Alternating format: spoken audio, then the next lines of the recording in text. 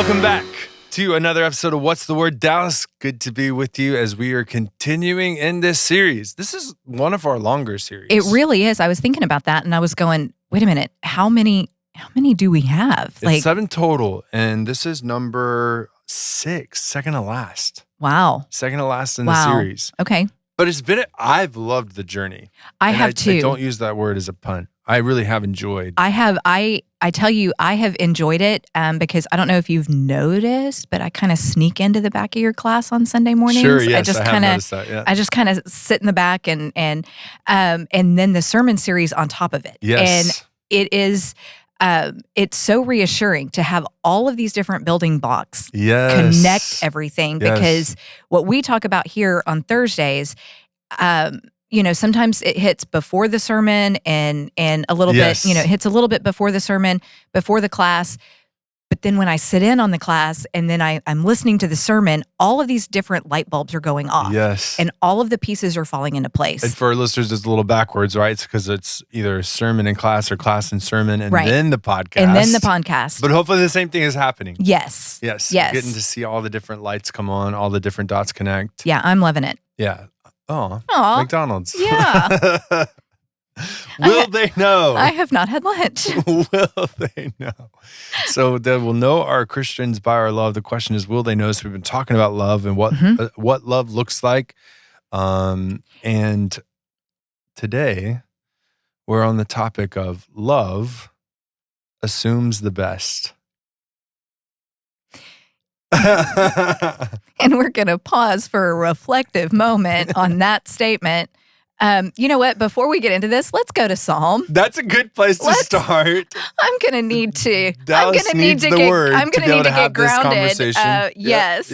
Yes. I'm going to let's go to Psalm 19:14. May the words of my mouth, and the meditation of my heart be pleasing in your sight, O Lord, my rock and my redeemer. Not going to lie, I'm struggling with today. Well, what's funny is as you were reading it, I wanted to add words. You ready for it? May the words of my mouth. Yep. And the thoughts in my head. Oh, ouch. And the meditation of my heart. Ever pleasing to you, O Lord, my rock and my redeemer. Right? Because love assumes the best. It does. And so one of my favorite parts about this series is that we've already talked about love. Sure. Like we did 4 or 5 weeks in February a year ago. Oh, sure. Yes. And okay, that series. That series. I was like, we have for 5 weeks. Now. We've been talking about it. No, but we have, we covered aspects of love. And this series is going so much deeper, like so much deeper than the surface level. I love you to friends, even the I love you to your spouse. Like this is really pulling back the curtain and going deep. Well, and I don't even remember the full nuances. I know we got to talk about relationships, marriage. We did. And the different kinds, the agape love. We got into the 4 loves. We did. That's a good, I think I gave that a shout out in this teaching session at one point because I'm not a big fan of the 4 loves concept because, like, love is love. That's what Scripture says. Love is love. Mm-hmm. The Greek language, sure. The Greek people have nuanced it, but like love is love. And that's what we're really doing here is we are deep diving on when Jesus says love one another. Mm-hmm. What does that look like? What does that sound like? What does that smell like? Right? Yep. Love is present. It celebrates the truth. It repairs what's broken. It calls us higher. It calls us to be different, distinct, and set apart. And today, love assumes the best. And as you say that, right, the reason why there's pause, y'all, and the reason why there's even cringing a little bit is because that means I'm not assuming the worst. If you're assuming the best. Yes. Yeah, and that's where you and I are going to be on just a slightly different ends of the spectrum. But it's good for us to enter this conversation because I think that's human nature. Which part? To assume the worst. It is now, yeah. Now, yes. It is. Good. It is now, good. Because we can't turn around without something horrible knowing happening. The worst. Yes, and so we don't have to imagine the worst about people because we are watching it play out on the news every single day. Yes, like we see the worst in humanity every single day, and it gets harder and harder to assume the best in people, especially when we've been wronged. Well, how many times have I had to suggest in my pastoral ministry and personal life for someone just to snooze social media Yeah. for a week? Just take a social media break for a week. Yep. Because those algorithms, right? I mean, it's like what do people always say? Like watching a train wreck. Yeah. You can't You can't look away. Oh, you can't look So away. you learn about evil or bad things happening in this world, and it's like, oh my goodness. And you watch see it, and you listen watch to the it, video. and then it's like, man, this person really loves this stuff. Let's give them another one. Boom. Yeah. And it could be from 10 years ago. It could be from 20 years ago. Yeah. I mean, I'm the one who will watch. I love watching cold case I do too. things get solved. Oh, it freaks Jeff out. He walks in and I've got forensic files on and he's going, why? And I am so thankful I live in 2025. I am, even with all the awful and things, because I'm going, we got DNA evidence. Yes, we do. We've got all these things that we can solve things quicker. We've got cameras everywhere that can catch everything, CCTV, all that stuff.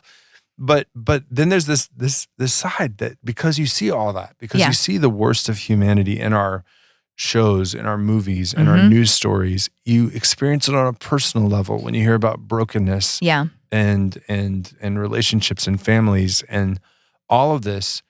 It's so hard to assume the best. And I have many years on you. And so Not that many. No, it's many. And my life experience. Sure. My personal, not what I see on TV, not what I see on my social media, my personal experience is that, when you assume the best, it has not always worked out that way. Sure. And so I am thankful for the passages that we're going to read today for my own personal benefit. Like my prayer is that somebody listening will grab something out of the conversation that we have today and open their Bible and let's have a reset so that we start to assume the best in people. And I want to do that. Well, obviously, jump into the Word to see what it says. Yeah. Kind of the point of the podcast. Crazy. And I also want to ground this in the why. Yes. Right? It is the classic conversation of you never know what someone has experienced that day when you encounter them. Yeah. Right? It's the classic, I like to talk about the car on the road that cuts you off or that is driving way too fast. Yep. Or probably more of my favorite, because I think we can all appreciate this. Okay. The kid that comes to school and misbehaves. Yeah. And is having a bad day. And how many times have I been humbled over my years of working with young people? Because it's over half of my life now, working with people younger than me. How many times have I been humbled to learn what was behind that? Right. Because there's that feeling that like, oh, it's just a bad kid. And that's where I think more people that are educators that walk alongside of young people, they'll tell you it's not that there's not a bad kid. There's not a bad kid. There's not a bad kid. Bad stuff that happens to kids. Like that hurts my heart to think that, because I mean, yes, we are conceived in sin, born into sin. Oh, like absolutely. I get that. Every last We're one all of sinful. us. I'll give you that. We are all sinful. Yeah. However, life happens. Life happens. Kids aren't born bad. And kids are oftentimes, even in the greatest situations, right? Loving parents that are still married together can still witness or be affected by the world. Yeah. In ways that make it to where, of course, you're going to react a certain way. Of course, this is, and it's not, oh, that's a bad kid. Like that's not like it's in their DNA. Their DNA is sinful, just like the rest of us. But experiences so many times color. They color how we behave and what we see. And I have a lot more grace with bad kids than I do with erratic drivers. So here's the turn. What? I was only a couple years into working here, Dallas. Okay. That I realized adults are horrible. Are just big kids. They are big kids. Like it truly right. A lot changed last year for me. Really? I went from working with the younger half of the congregation for my first 6 years. It was specifically middle school and high school, and then it was just the younger half, 0 to 29, and then I step into the lead role even. And are you ready? Like I take all of the lessons I learned in student ministry and just apply them to, Yep. we're just big kids. We're just big kids. You know? We are just big kids. And sometimes people, and it's so, again, I'm so thankful for half of my life pouring into people younger than me to see like, oh, they're saying they're angry at me. I have had about 5 minutes with them today. So I know it's not possible that what I have said today has, and then to step into the office or, or to walk down, Yep. or to go be in the grocery store. Yep. There's no possible way it's me. Yeah. Something else is going on. Bless their heart. Yeah. Yeah. And let me have that same passion and compassion that I would have for a child that I would have. So let me not assume the worst. Let me not assume either I've done something terrible. I can own it, right? If I've said something, done something, I can own it for sure. Let me know. Let me own it. And I can also not assume the worst in this moment. This is not an awful human being or a worst case scenario. And I'm feeling incredibly convicted right now because I do all of those things. Sure. I mean, I do all of those things because, our individual worlds and our individual spheres, we are the center of that. Like, yes. I mean, our sinful nature, it puts us right in the West, it puts right? us right in the, we're in the West. land of iPhones, iPads, and MySpace. So why wouldn't I be the cause of the distress? Or why wouldn't I? Yeah, MySpace. My Instagram. Remember I didn't even have MySpace. That was before I did not. I absolutely did. Okay, so let's see what the word has to say about how love will always give the benefit of the doubt. It will always assume the best. Now, I'll even make the qualification as we turn to great chapter that I've wondered how many people were like, when are we getting to 1 Corinthians 13? If you're going to talk about love. Yeah, we have to get into Corinthians 13. So here we go. But I wonder too, just how many times people are wondering as they hear this, we're not saying be naive. No, or blind, or oblivious, and I think, or ignorant. I don't. This might be in the Matthew 7. I haven't done my homework as well as I should have. But Jesus in his ministry will say, "Be as wise as serpents." Oh yeah, but as gentle as doves. Yes, right. And I don't think that's in this passage. I don't think that we're going to get into that. Right, but in his ministry, this is what he's saying. Yeah, that's what he is saying. Love, assume the best. But be wise. But be wise about it. Yeah, absolutely. Don't go putting yourself in unsafe situations or ignoring things. That's not what this is saying. Nope. This is saying just don't jump to the worst case. All right, now let's see how we see this play out in the great love chapter of the Bible. It's like this is 1 Corinthians 13. It's interesting that's where we're going to start right now for all of this. When you hear this, if you are unfamiliar, you can't spit out addresses for, Bible verses like, oh, that's Isaiah 46:10. Yes. When you hear this, you're going to be like, I feel like I'm at a wedding. Like I feel. Oh, you probably have heard this at a wedding. I feel like I'm at a wedding. But let's context it real quick. Yep. So 1 Corinthians, Paul's talking to a church that is divided, not united. That's incredible. You mean like churches in first century were not always on the same page? Right. Like churches in the 21st century. Whatever. Right? Yeah. So like he's talking to a group of people that are not getting along. Mm-hmm. He will have just spoken in 1 Corinthians 12 about unity and the body of Christ. And the body of Christ. Wow, you have fingers, you have hands, you have feet, you have one lungs, body, you have eyes. Many parts. We all have a different role to play. And yet we're all together. We're all one. Yep. And I love how I'm gonna read the end of. I was just gonna say we gotta start chapter 12. Yep. And then if you want to read 1 Corinthians 13, I will do it. He says he's talking about all these gifts that people have. Right, you're the body, individual members of it.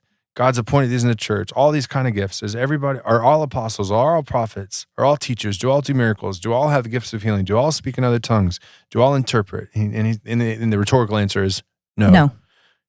Verse 31. But desire the greater gifts, and I will show you an even better way. And then he gives us chapter 13. And then chapter 13. If I speak in the tongues of men and of angels, but have not love, I am only a resounding gong or a clanging cymbal. If I have the gift of prophecy and can fathom all mysteries and all knowledge, and if I have a faith that can move mountains, but have not love, I am nothing. If I give all I possess to the poor and surrender my body to the flames, but have not love, I gain nothing. Love is patient. Love is kind. It does not envy. It does not boast. It is not proud. It is not rude. It is not self-seeking. It is not easily angered. It keeps no record of wrongs. Love does not delight in evil, but rejoices with the truth. It always protects, always trusts, always hopes, always perseveres. Love never fails. But where there are prophecies, they will cease. Where there are tongues, they will be stilled. Where there is knowledge, it will pass away. For we know in part, and we prophesy in part. But when perfection comes, the imperfect disappears. When I was a child, I talked like a child. I thought like a child. I reasoned like a child. When I became a man, I put childish ways behind me. Now we see but a poor reflection as in a mirror. Then we shall see the face to face. Now I know in part. Then I shall know fully, even as I am fully known. And now these three remain: faith, hope, and love. But the greatest of these is love. Great chapter. I love the love chapter. Yeah. Well, and Paul is so poetic here. I mean, He really is. Between here and Philippians 2, like some of his best poetry for sure. And I just love the picture of love is this, love is this, love is this, love is this. In a lot of ways, that's been our series, right? Love is present. Yes. Love does this, love doesn't do this. Yeah. Right? Or we don't have a negative one, but like love does all these things. Right. And that's what this chapter is giving to us.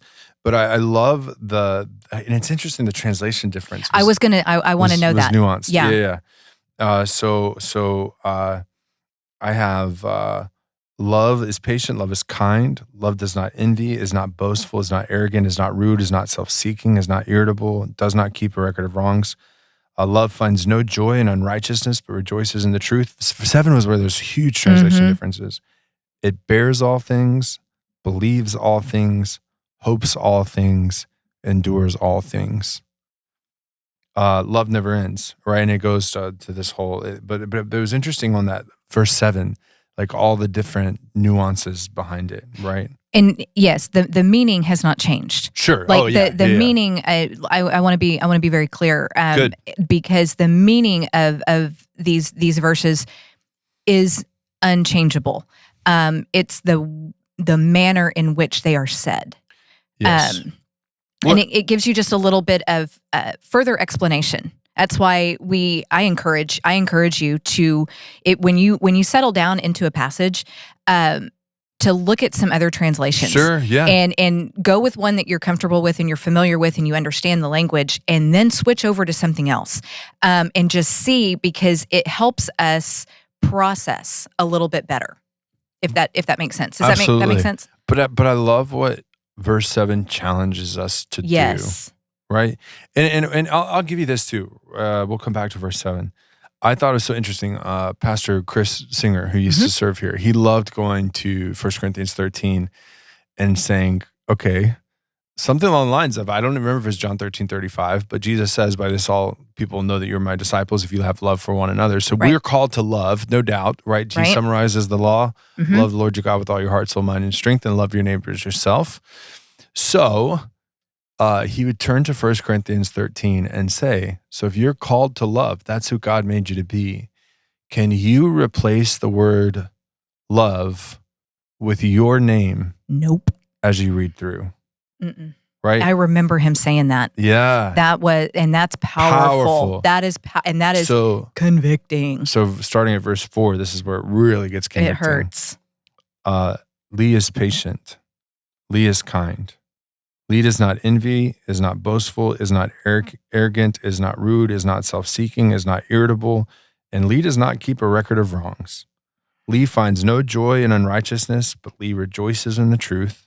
Lee bears all things. Lee believes all things. Lee hopes all things. Lee endures all things. Fascinating and convicting. Yeah, that's rough. Yeah. I mean, on full transparency, that's hard to do. It's hard. That's hard to do. And we hear this a lot at marriage ceremonies. Yes. We hear this a lot at marriage ceremonies. And you know why?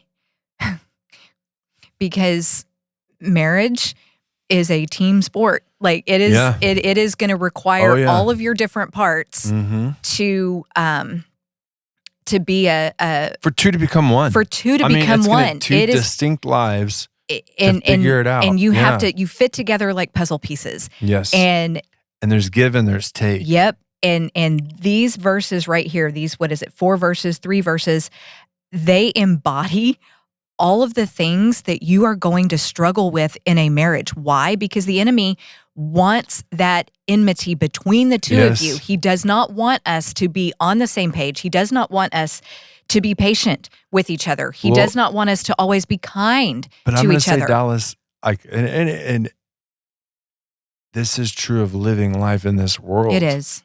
Like it's so true in marriages, It yes, is. but it's certainly true in the world. Yeah. Look at the world. How hard is it to be patient? How hard with is the it to world? be kind? To be kind. I mean, that just To not envy when you see everybody with big houses and nice Yep. cars and jewelry and all this other stuff. To not boast when you do have something to be proud of. Yep. When that's what your Facebook and your Instagram are designed to do. Mhm. To not be arrogant when you see all the arrogance of this world and you want to like let them have it.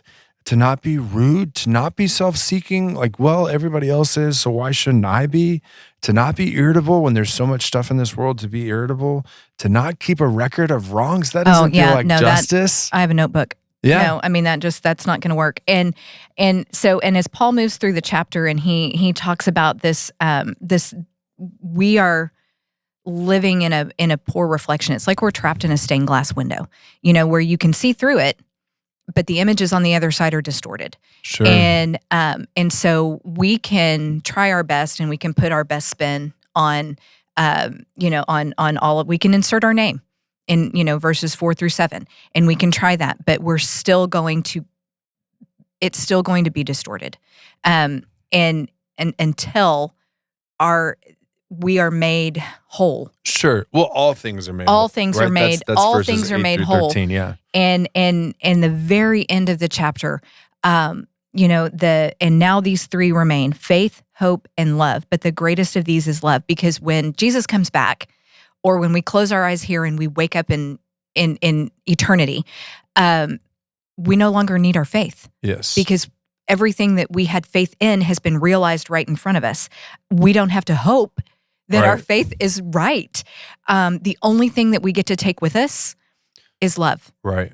And that gives me chills thinking about it. Absolutely. Right, because hope is confidence in something that's still to come. It's all going to be there. And it will be Love's realized gonna be in the thing that last day. remains. Now, here's the thing, though. I also don't want to let us off the hook, because the series is called Will They Know? Will they know? Ooh. Right? Depends on the day. So will they know is not about, will they know when Jesus comes back? Because the answer is yes, they're going to know when Jesus comes back. Everybody's going to know. The question is, will they know now? Yeah. Will they know? Will they see patience, kindness, someone that doesn't envy when the world is full of it, someone who's not boasting when the rest of the world is boasting, someone who's not arrogant, who's not rude, who's not self-seeking, Who does not delight in evil. right? Who is bearing all things that you don't think anybody should bear, who's enduring all things, right? That is saying that there is a again, thinking of things in the best possible way. Yeah. Not the whole thing is burning down. And I think I can speak pretty broadly here. I have seen this, and not just in Trinity. I have seen this assuming the worst, or just assuming the not best. Yeah, go with that. All over the church. Yes. All over the people of God. Yes. And part of it has to do with this gossip, right? But I go back to the 8th commandment. It's a popular one for people that work with the church. Thou shalt not bear false witness against the neighbor. Okay, or you shall not bear false witness against your neighbor. Which Luther, I love the way when what is this? Or what does this mean? Should fear and love God, so that we do not, and all these things. But then he always turns it to the positive, or often turns it to the positive. And he says, considers everything in the kindest way. Right? It's kind of that puts the best construction on everything. Yes. consider everything in the kindest possible way. And I mean, this is what this is echoing. This is what this conversation is. Right. Assume the best, Assume not the the worst best. about someone. This is most certainly true. Right. Like, and that's the thing is we can also assume the best while knowing I'm a terrible sinner. Yeah. Right. That's my DNA. My DNA is that I'm going to make mistakes. I'm not perfect until Jesus comes back. Yes. But that doesn't stop me from wanting to do differently. Right. Right. I embrace the sinful nature as a truth. I don't embrace it as a way of life. Yeah. I was like, as a way of life that because it's in my DNA, this is just what I'm going to do. Yes, this is just what I'm going to do. No, we're going to swim against the current on that and understand that we have issues. We have issues even when we try really, really hard not to have those issues. We still have them. It's that classic, my understanding, parent. Oh, parent. Okay. To child, that's not who we are. Yep. Right? So this is about identity, right? So in a lot of ways. We need to do that series. It is my identity, yep. right? I am a fallen, sinful person. Yep. And then there's the flip side of my identity. And the kind of identity I'm living out, which is I am a loved child of God. A forgiven child of God. Who Christ died for. Yes. Right? So I am a forgiven child of God. I want to live in that identity. Mm-hmm. Not so that I can have that title. I have that title. Yeah. I want to live in that identity because I know it's going to make a difference in the lives of those that I walk with. Right. Right? Yeah. So it's going to assume the best. All right, Matthew 7. Let's do it. And I was looking back while I was, because I put my little cheater tabs so that I can turn right away, because sometimes I lose the books of the Bible. I don't know where they go. They're not where I thought they would be. And I was looking through and I had Matthew, I wrote it down. It says Matthew 7 on it. I had it in Matthew 5. And so I was reading the Beatitudes and I'm looking at it and I'm going, Lee, I think you have the wrong.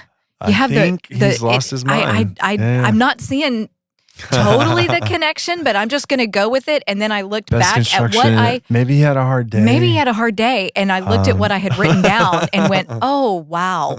How about we flip over to actually what he said, Matthew 7. Yep. Let's do that. Yep.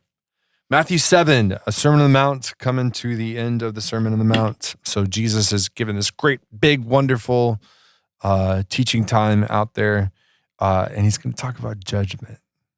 Yikes. So talk about love assumes the best. He's going to call out judgment. He is. Now, the good part is we get to keep reading, Dallas, because I also see the world hone in on verse 1. Oh, yeah. But 1 through 5 are important. They are. Keep reading. Yep. Do not judge so that you won't be judged. For you will be judged by the same standard with which you judge others, and you will be measured by the same measure you use. Why do you look at the splinter in your brother's eye, but don't notice the beam of wood in your own eye? Or how can you say to your brother, let me take the splinter out of your eye, and look, there's a beam in your own eye? Hypocrite. See, that's usually where everybody stops. They stop right there. You got to keep reading. Keep going. Verse 5, hypocrite, first take the beam of wood out of your eye, and then you will see clearly to take the splinter out of your brother's eye.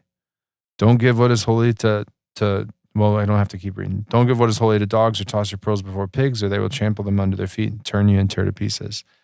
This idea uplifting. Of the beam in one eye, the splinter in the next. I vividly remember, I'll just say it was a college conversation. So a group of guys sitting around talking in college. Okay. Somebody quoted this. Oh. And what's interesting is they quoted it from like some other organization's like a mission statement? Inside cover, had this in there. And someone was like, well, I mean, if it's that organization, then, and I was like, can we just be clear here? Jesus was the one that said those words. So, and I kind of remember letting the person go on a little, because he was a very well-known church attender, but like went on a tirade for like 3 minutes. And then I was like, hey, just be clear, this is Jesus's words. But it's like, that's what we want to do, is we want to shut this down. Like, no, I'm allowed to judge. I'm allowed to condemn. I'm allowed to do all these things. And it's like, listen to what he says in verse 5. Actually. And start with yourself. And this is one of those passages we've talked about before. We've talked about in the realm of when we misquote scripture. Sure, yeah. Because of what is popular and what we've heard, and you're like, yeah, that sounds scriptural. Like that sounds important and that sounds true. We encourage you to please open your Bibles and look at it, because the meaning can change from hearsay to what is actually said. And this is one of those passages, and you need to keep reading in this, because this, for a self-centered population like we are, we don't want to keep reading this, because that requires some intense self-reflection. Well, but also we want the judgment. We want to right the wrongs. We want to. We do. I love confession time, Dallas. I love it. Right? When I'm able to give great examples, even the smallest of examples. Okay, I find we do this in emails or in conversations. Okay.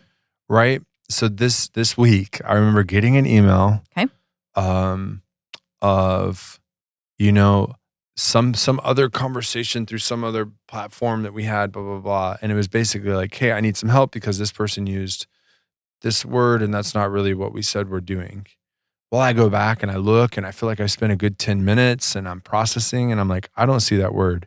So I don't see that word, blah, blah, blah. I reply. Yeah. And I hit send. Okay. And then I'm keep scrolling to other notifications. I go and I'm like, oh, they did. They did.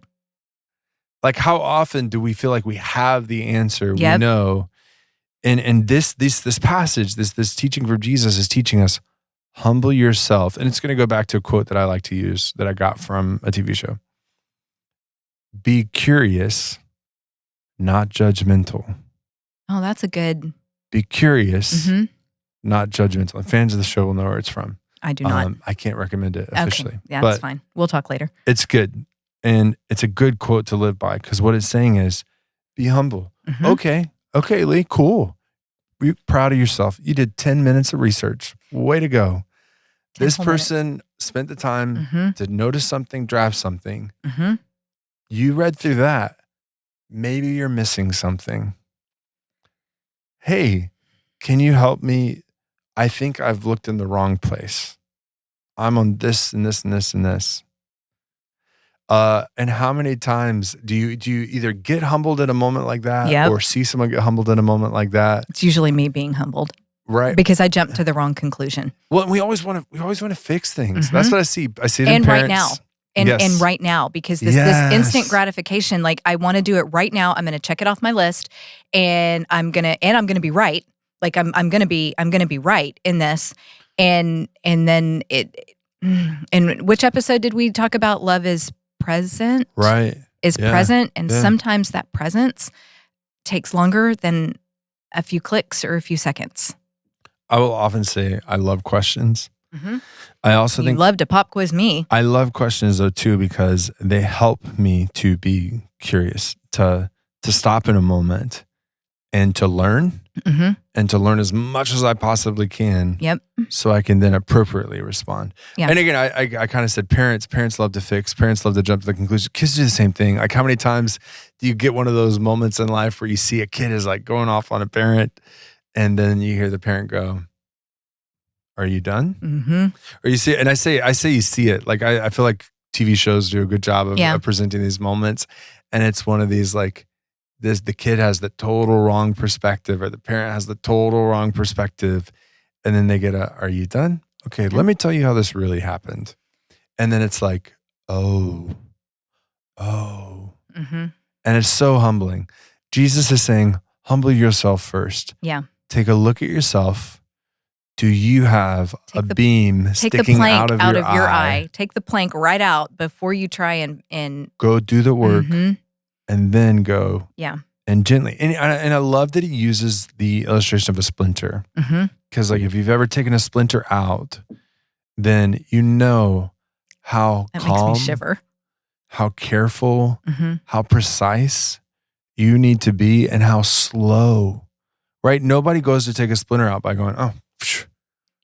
No. That's how Jesus is saying, when you find this, when you see yourself in this situation, walk slowly, walk carefully. If you don't, you're not going to get it, one. And two, you might hurt somebody if you move any faster. You That know? is an excellent way to look at that passage. Yeah. And to digest it, because a lot of the things that we talk about, sometimes it's harder to make that spiritual leap and to put it into something tangible. Jesus was really good at this with his parables and his. Yeah. I mean, imagine that. Jesus was a good teacher. But that is, I think that your breakdown, because you have splinter in your translation, I have speck and plank. You have Oh, beam sure. and Oh, yeah. you have Yeah, beam and splinter. And I think that because I do know what it's like to pull a splinter out, or to have somebody pull a splinter out, and and it's you do have to move slowly. And I think that with the topic today, love assumes the best. Yeah. That is not something that you can move quickly toward. Not at That all. is something that does take patience. That does take it takes something of you. Kindness. It takes. Go back to 1 Corinthians 13. Go back yeah. to 1 Corinthians. It takes all of these things, but love assumes the best, because it is going to require your time. Yeah. Like, it's going to require your time. Well, and it's going to take your ego Mm-hmm. stepping aside. Yep. It's going to take yourself humbling yourself. Mm-hmm. I mean, it's that classic. I think I've given this example before, the Malcolm in the Middle episode. I want to say yes. Yeah. The mom. Mm-hmm. The whole episode, like, she's miscontrolling. I'm always right. Like, that's her character. Mm-hmm. And all the moms listening just went, and I hear they're rebooting it. Yeah. Anyways, there's a thing where she gets a ticket from a cop for like cutting somebody off or illegal U-turn or something like that, and she is convinced that is not true. That is not true. That is not true. And they finally have like video evidence in the early 2000s or late 90s of no, like she actually did. And then like the cop comes back, finds the dad at the door, and is like, "Hey, we actually found another view, another perspective." And it was actually the other car that had illegally done something that cut her off. And the dad, in the humor of the show, was like, "She will never know." And but it was one of those. But it's all about have a different perspective. Yeah. And that's one of the most humbling things that I think sometimes we miss. Yep. Is that like, okay, you're like, it's the classic. I don't remember what the setting was, but I remember talking to a group about, it was 8th grade religion. Always 8th grade religion. Always 8th grade religion. I love the school year. I get so many conversations, but like even our news feeds on our social media, guess what? Just because that's your news feed doesn't mean it's mine. That's right. That's right. And it's like mind blowing when you learn, like, what do you mean that's what your news feed looks like? Like my news feed looks like this. My feed looks like Mother of the Bride dresses. That's all funny. That's all that's on my feed right now. I bet yours doesn't look like that. Mine's more football right now. Yeah. Yours is football. Yeah. Mine is not football. Yeah. Mine is Mother of the Bride dresses. Yeah, but that's what's wild is, again, different perspectives exist in this world because we're all unique and we all see different things, and it's important to have that humility to go. To remember that. Maybe I don't see the full picture right now. God does. But God's laughing. This is maybe. Or shaking his head sometimes, going, really? Yeah, most of the time crying. Right. But it goes back to the fact that we are all the center of our own universe. Yes. And so naturally my perspective is the right one. Naturally. And naturally your perspective is, your perspective, but you're wrong. Right. And, right. And you can have your perspective. Yes. Like, I respect that you can have your perspective, but you're not right. And that is, that's what we're trying to. Well, there's just such a benefit of having that humility to say, I don't. Which goes against our nature. The full picture. Like we understand that goes against our sinful nature. Well, and our frankly, our wiring in the last 20 years in the West. Right. In the West, yeah. Technology, perspective, all this stuff. All right, one more verse. Look at that. Because we're in the book of? Proverbs. Old Testament. Proverbs, there's not a lot of passages. There's not a lot of groups of verses here. There's just singular lines in chapters. Nuggets. They're singular little nuggets. Now I'm hungry. Right. Yeah, okay. McDonald's and nuggets. Oh my goodness. Good combo. Okay. Proverbs 19, verse 11. What does yours say, Dallas? Mine says, if I can find it, a man's wisdom gives him patience, It is to his glory to overlook an offense. Oh, okay. So really, really close. Okay, what does yours say? Mine says a person's insight. So you said a person's wisdom. Man's wisdom gives him patience, and his virtue is to overlook an offense. So it's very, very similar. Very similar. Right?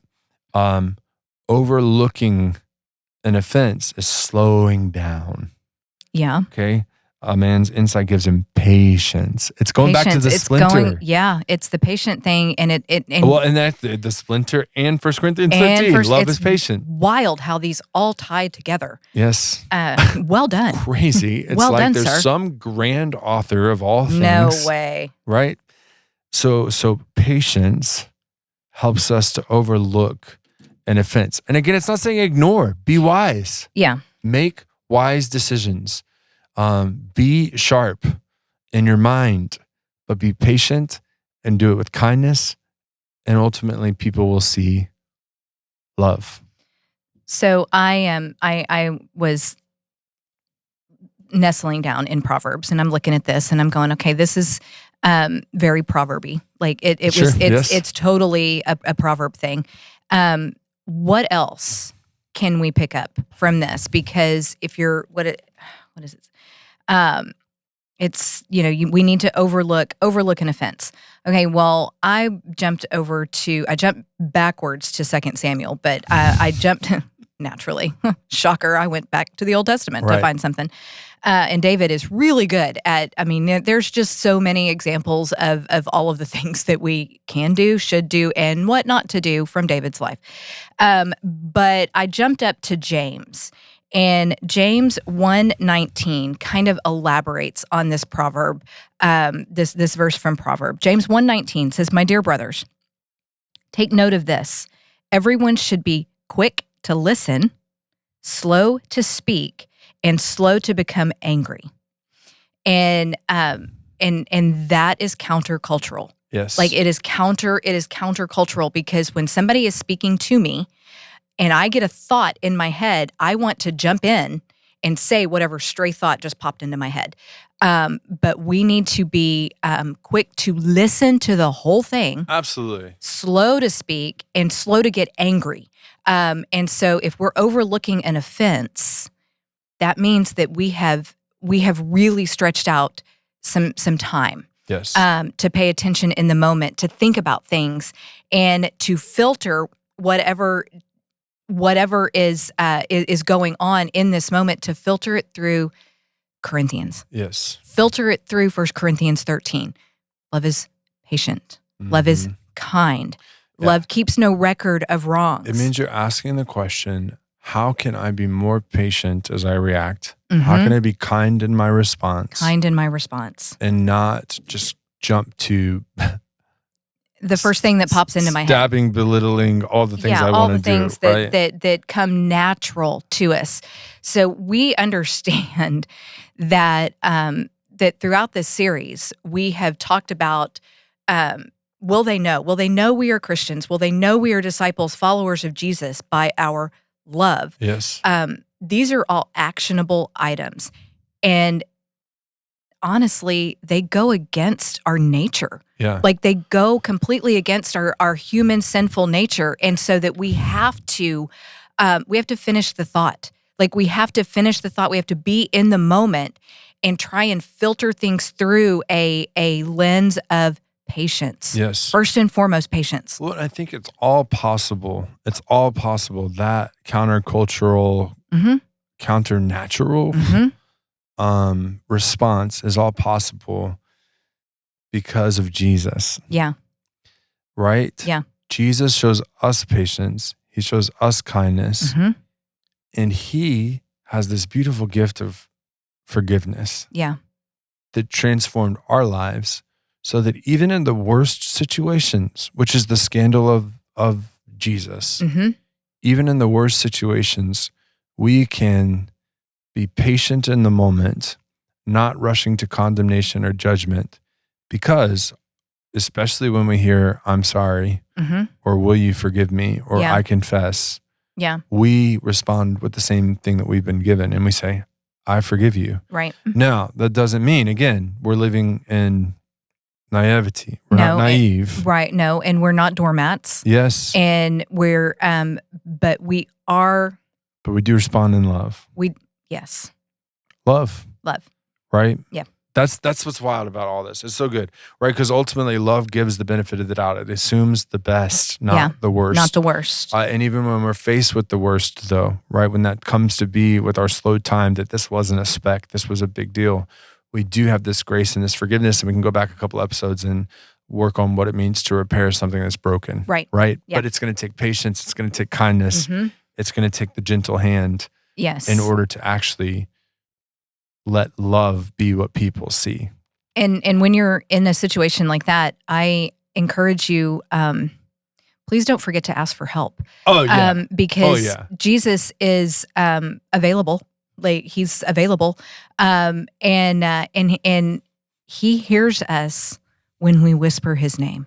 Like, so when you're in a situation and you are struggling and you don't exactly know what to do, don't forget to ask him for help. Yeah. And in that moment, I mean, just in that moment, Jesus, I need you. Sure. I need you. I don't understand this. I can't see past it. I need you. Don't forget that. Absolutely. All right. We have one more episode. In our series. Will They Know? Yeah. All right. Next up is going to be Love Shares the Load. The final chapter of the Will They Know series. That's been one of my favorites. I just love this conversation. I do. Mm-hmm. I appreciate so deeply how we can talk about what love looks like so that the world can see it through us. Yeah. So we're excited about that. And we're also excited because this is episode 97. The next episode is going to be episode 98, which means shortly enough, we're going to be at episode 100. 100. And that is nuts. It is. We said last time we'd have a little bit. We had an update. We're going to do a live podcast. We'll see what that means. People can comment in. Things like that on the YouTube. I should have asked that question before. We should have asked. Yeah, I think it's gonna be on the YouTube that you can comment in and things like that. We'll figure that out for next time. You got to keep listening. Ask us on Sunday. We'll probably know. Right, there you go. Certainly, yes. We're gonna be less than a month out. Less than a month out. Release. Yeah. Because this is going to be live on Thursday, November 13th at 7 p.m. 7 o'clock Central Time. Central Time, 7 p.m. Yep, 7 o'clock our time. Right. So we will be live. We will have a new setting. That's kind of exciting. That is exciting too. We have a fun little setup that we're doing, and it's going to be live and comments coming in as you and I get to have a fun conversation. I might even get a chair in the new setting. That's right. I think 100 episodes in, rumor has it I get a chair. Yes. So, wow. Yes. I won't know what to do. Crazy new things happening. So wild. So look forward to that. Share it with folks. We're looking forward to just having a fun conversation, celebrating what God's done for 100 episodes, and we'll enjoy the next couple as well. Yes. So we'll enjoy Love Shares the Load. We'll enjoy episode 99, which is just wild to think about, and we'll just keep giving God all of the glory. And then you can too. Yep. By glorifying what we're doing, what God's doing here, by just sharing, having questions, conversations, talking to us, sending this episode to somebody else. Yep. All of the things like subscribe, fun, and just joining us every time you join us. This is a joy for us, and yeah. So with that, I'll pray for us. And excellent. As we consider what it means to assume the best. Lord, thank you for this day. Lord, thank you for the reminders from your word about the deep patience that you make possible because of the movement of your spirit in our lives. Through your word is just such a great reminder to us that gets us back on the path, back on the road that you have laid before us, a road we can only walk because you have made us alive because of the death and resurrection of Jesus. So Lord, help us.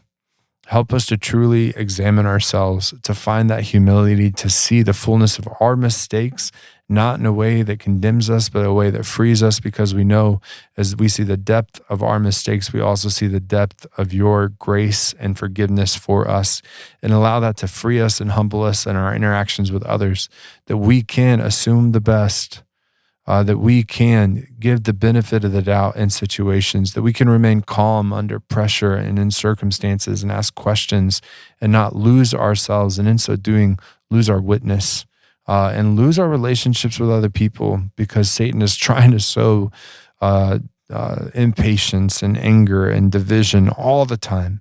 So Lord, help us to put the best construction on everything, to speak about everything in the kindest way. And Lord, in so doing, allow your love to be seen in the things that we think, the things that we say, and the things that we do. All this we pray in Jesus' name. Amen. All right. See you next Amen. time.